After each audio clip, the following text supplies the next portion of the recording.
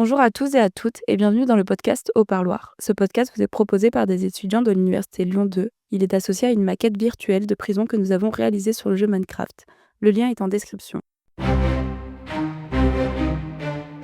Cet épisode traite du mitard. Corinne Rostin, sociologue. Je travaille donc sur les prisons depuis 1989. J'ai travaillé tout le temps sur à la fois des prisons d'hommes et des prisons de femmes.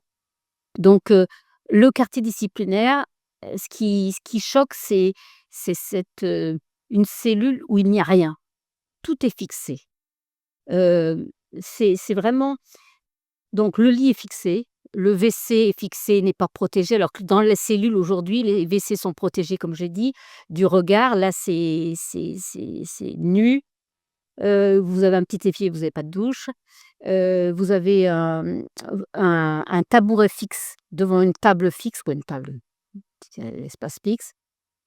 Souvent, c'est sombre, c'est la partie la plus sombre de la prison. Très souvent, en plus, c'est vraiment très sombre. Heu et je pense que ce qui marque, donc outre la nudité de cette cellule, il y a rien, vous n'avez pas droit à grand chose pour vous occuper. Il y a pas la télé, alors que ça occupe beaucoup l'espace sonore, hein, des cellules. La télévision, c'est aujourd'hui une présence pour beaucoup. Hem et là donc et puis c'est l'isolement. Vous êtes souvent à l'autre bout. Vous avez l'impression d'être au bout du monde quand, au niveau olfactif, au niveau sonore, je sais pas comment dire. Vous êtes au bout, vous entendez plus rien, il y a un côté, et le silence peut faire peur. Le silence est angoissant, en fait. Et puis, vous sortez en prison en cours de promenade tout seul, là encore, dans une cour de promenade qui est ridicule, elle fait la moitié de ça souvent, donc vous imaginez et vous tournez en rond, hein, c'est pas grand. Donc vous êtes tout seul, donc ne pas parler. En plus, les surveillants peuvent ne pas vous adresser la parole parce qu'ils vous en veulent si vous avez frappé un surveillant.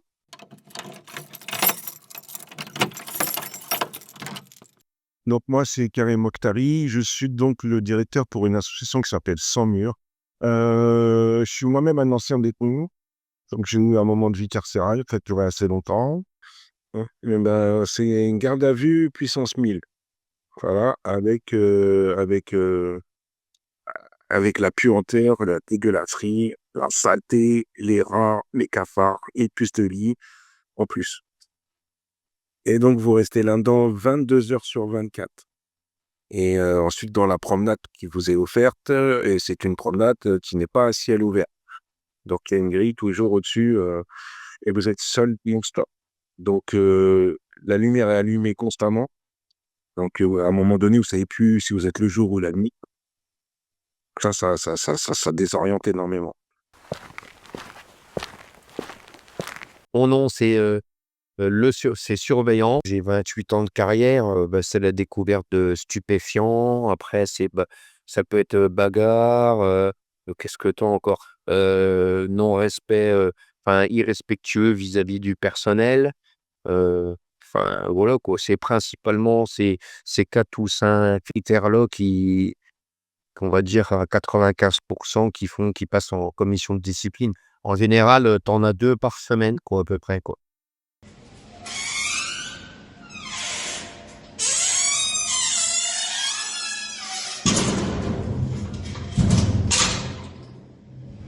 Moi, je m'appelle Marion Deveza-Aurillon et du coup, je travaille à Prison Insider depuis un peu plus d'1 an et demi.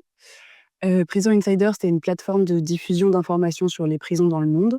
La prison, c'est un endroit où on se suicide beaucoup plus qu'à l'extérieur et à l'intérieur des prisons, le quartier disciplinaire, c'est aussi, un endroit où on se suicide, je crois que c'est 10 fois plus que dans le reste de la prison. Il y a eu un colloque à l'Assemblée nationale, à l'initiative d'un député LFI, pour parler du mitard, donc du quartier disciplinaire, dans l'idée de faire une proposition de loi pour, l'abolir parce que, enfin, pour tout un tas de raisons et parce que le mitard, c'est vraiment ce qu'on imagine de la prison quand on est petit, un truc où il y a une porte, il y a quelqu'un qui balance une gamelle, sous la porte, le mitard, c'est vraiment ça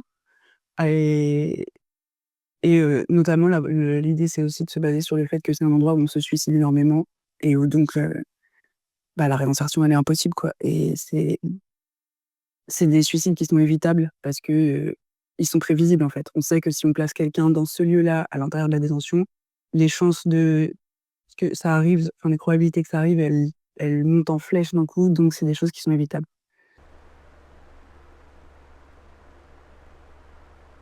Si on parle de suicide, c'est quand même un des lieux, où il y a le plus de suicides quand même, le quartier disciplinaire, hein, donc faut le rappeler. Pendant très longtemps, moi j'ai connu dans les années 90, les hommes et femmes mettaient le feu à leur matelas et mouraient asphyxiés. Donc voilà, c'était vraiment, aujourd'hui, le mode le plus fréquent de suicide, c'est quand même la pendaison.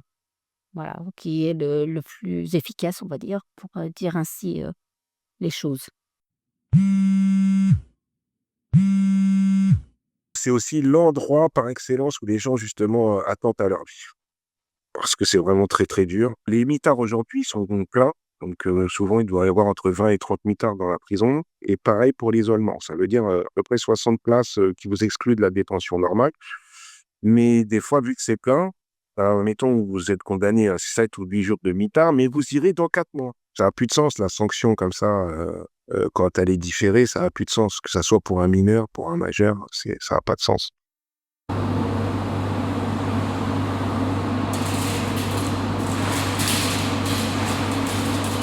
Donc je crois que beaucoup de personnes disent que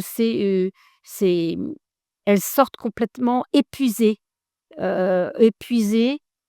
parce que c'est cette solitude, ce sentiment d'être rejeté par tout le monde, ce sentiment d'être isolé, d'où je pense ce risque pour soi, de violence contre soi. C'est une épreuve dans l'épreuve, vraiment. J'ai des témoignages tellement forts qui heureusement, on a limité la durée de la sanction, mais 1 mois de quartier disciplinaire, je peux vous dire que c'est une sacrée épreuve. Moi, pour ma part, j'ai été passé à tabac, laissé pour mort dans ma cellule de mitard. Enfin, ils m'ont quand même cassé des côtes, ils m'ont perforé un poumon, ils m'ont cassé la clavicule, ils m'ont fait un hématome de 27 centimètres de diamètre sur la tête. Donc, autant vous dire que j'étais presque mort. Mais j'ai eu de la chance, parce que d'autres sont morts sous les coups des surveillants, et ensuite, cette mort, elle est déguisée en suicide. Donc, on ne vous pas en post-mortem, ou on vous brûle sur votre matelas post-mortem. Merci d'avoir écouté cet épisode. Il a été réalisé par Nesrine Borekba, Erwan Claire, Mathéo Bonin, Vincent Niébédé et Maxime Deminier. Retrouvez le lien de la maquette en description et les autres épisodes sur tous les réseaux sociaux d'Au Parloir ainsi que sur les plateformes de streaming. À bientôt!